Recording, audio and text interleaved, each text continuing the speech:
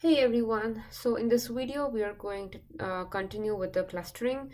We are going to study the K-means clustering algorithm.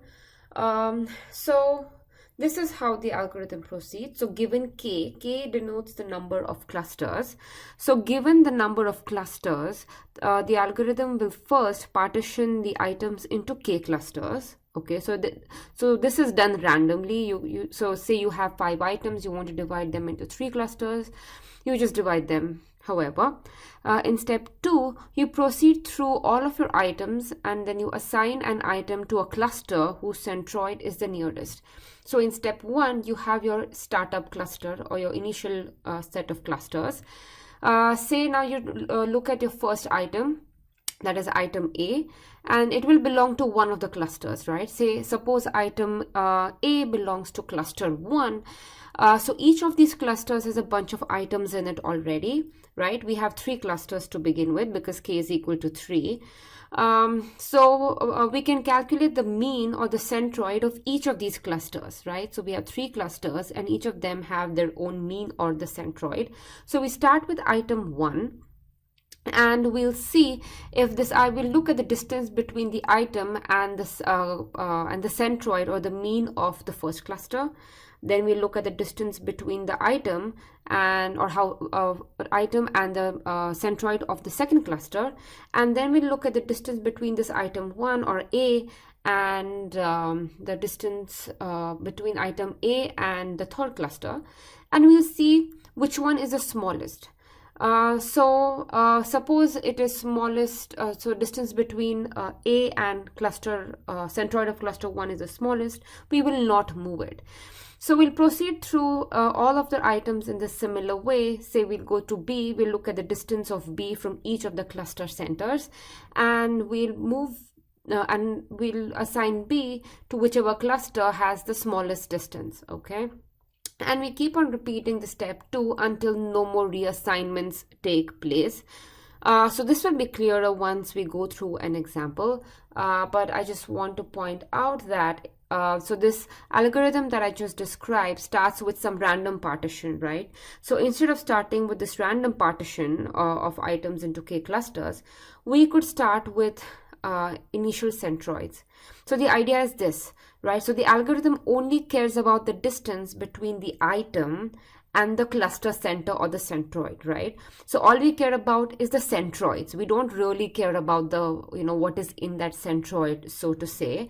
So there's an alternative way of executing this K-means is by just looking at the centroids, okay?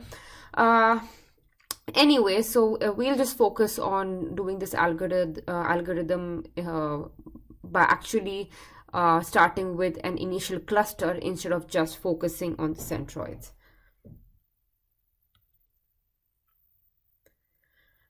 So this is an example. So just to keep things a little bit easy, I have 5 items, A, B, C, D, E. And each of them are all of these are one-dimensional items, okay? So you can have 2, 3, 4, any number of dimensions to your items. I mean, all of them have to have the same dimension, of course, but to keep our calculations easy, we have these one-dimensional items here.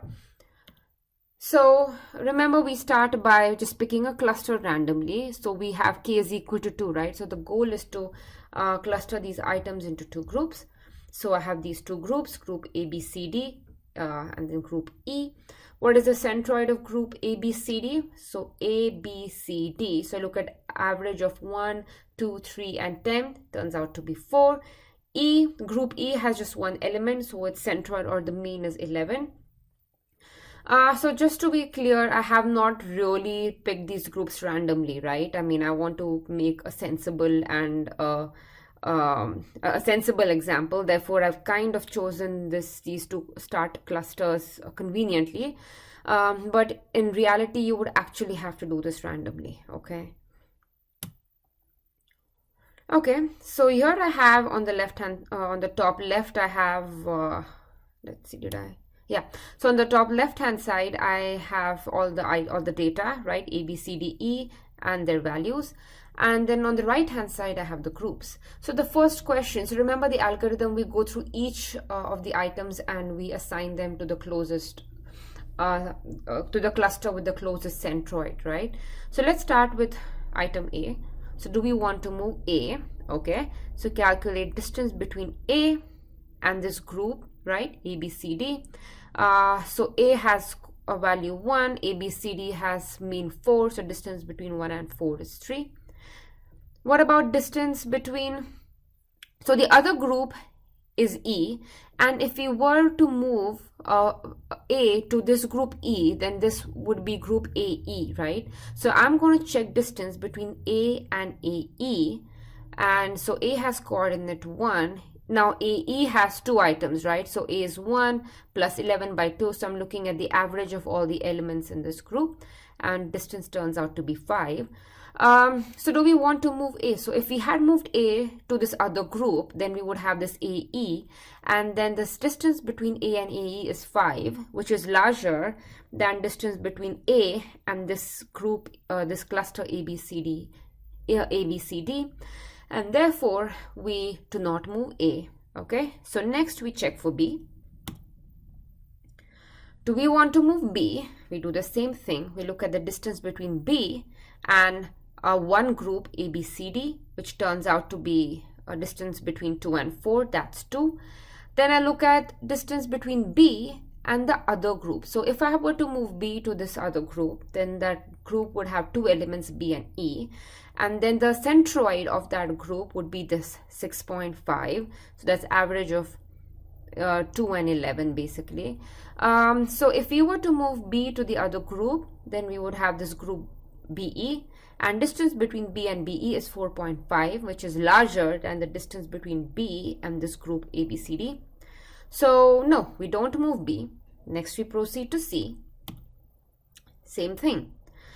Distance between C and ABCD is, so C has coordinate 3, right? So the distance is 1. And distance between, so if you were to move C to the other group, then we would have CE, and the centroid or the mean of that is 7, and then the distance between C and CE would be 5. So what do you think, right? So we don't move C, we keep C in its current group. Next we check for D.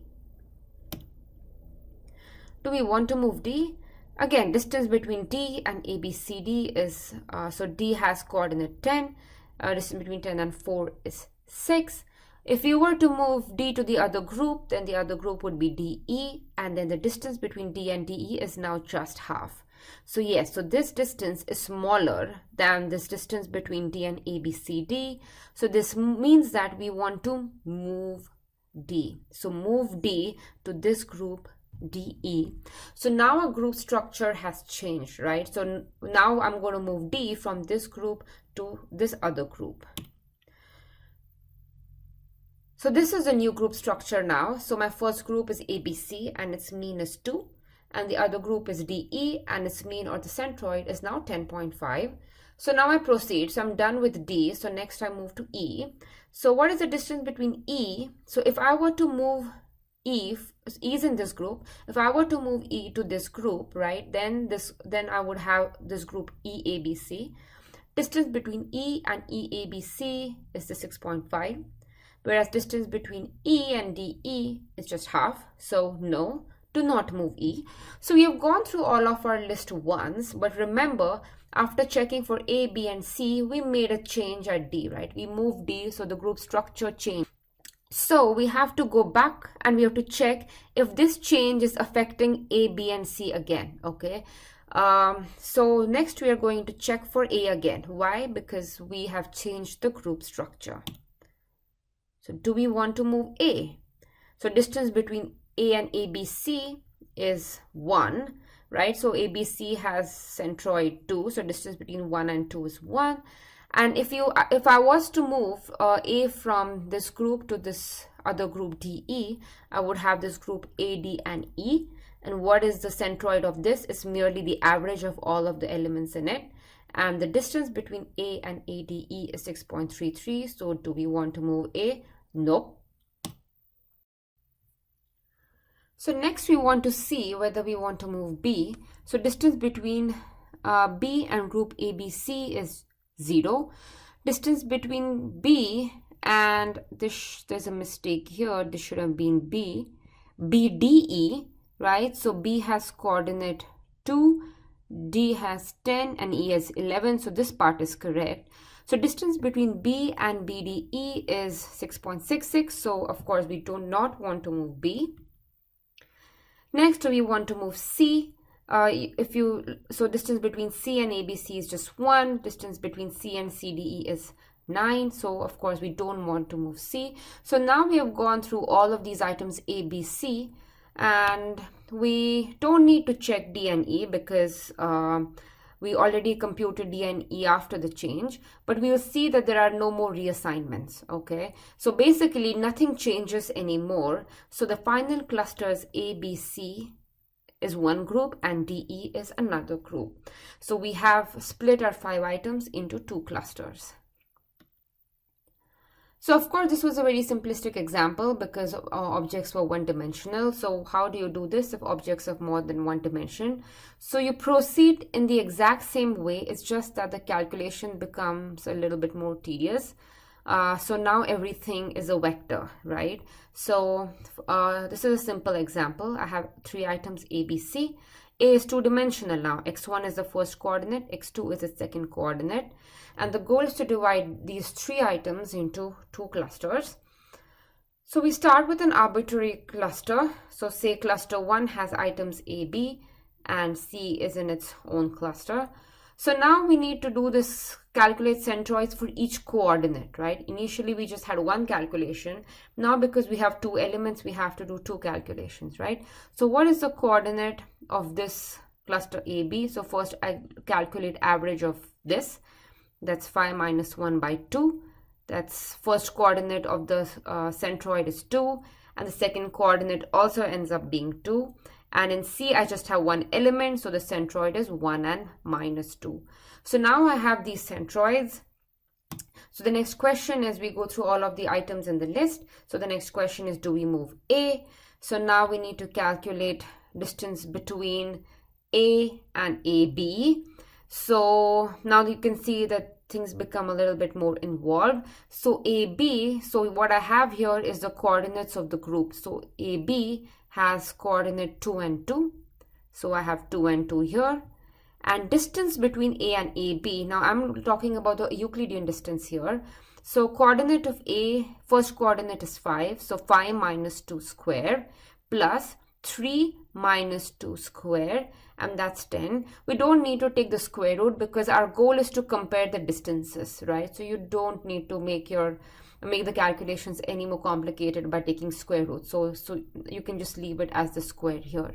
So distance between A and so if I was to move A to the other group, then I would have AC. So distance between A and AC is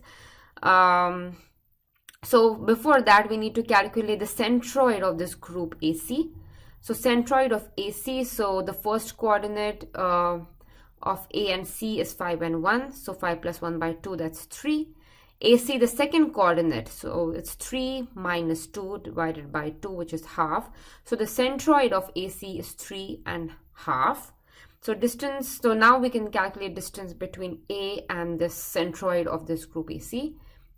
Using the Euclidean distance formula, turns out to be 10.25.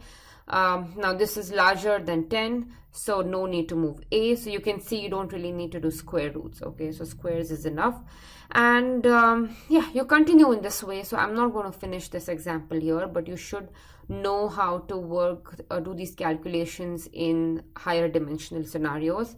I'll put up some practice problems where you'll get a chance to, at least one practice problem where you can practice this. But yeah, you can see it will proceed in exactly the same way. The calculations are slightly more tedious, that's all.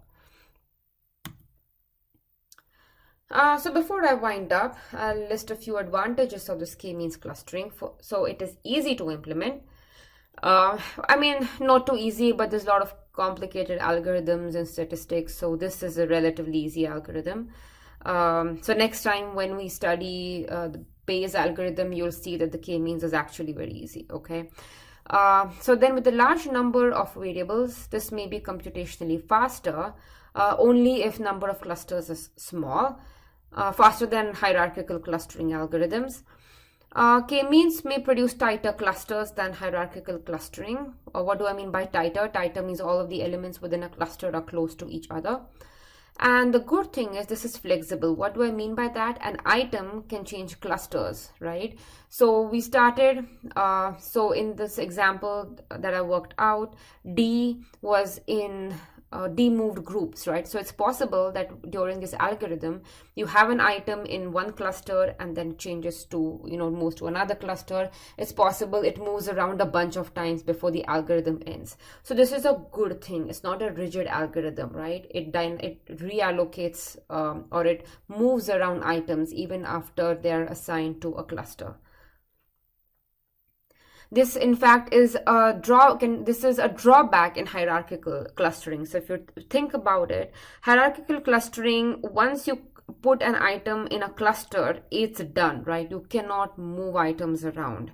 So here we can move items around in K-means, and therefore, it's better, at least in this one sense. So what are some of the disadvantages of the K-means? We need to tell the algorithm how many clusters to form, right? So it can be difficult to predict the number of clusters. So again, there is a bit of a typo here. So what I mean to say is that the start cluster, so let me put an arrow here and say, so remember, we randomly divide our data into K clusters at the start, and that can dictate your final output. Okay, so that's a negative, that's a big negative or a big drawback actually of the clustering, of this K-means clustering. Then additionally, the order of data has an impact. So I first looked at A, B, C, D, E, but what if I had looked at, C, D, A, B, or changed the order around? Then it's possible, if I change the order, it is possible that my end result is different. So that's a big negative again. This is sensitive to scale. So if you standardize your data, it might change the results. It's not necessarily good or bad by itself, but it's important that you keep this in mind when you use K-means clustering, that standardizing might affect your results quite drastically. Oh, so that's all for this video. Thank you. Bye.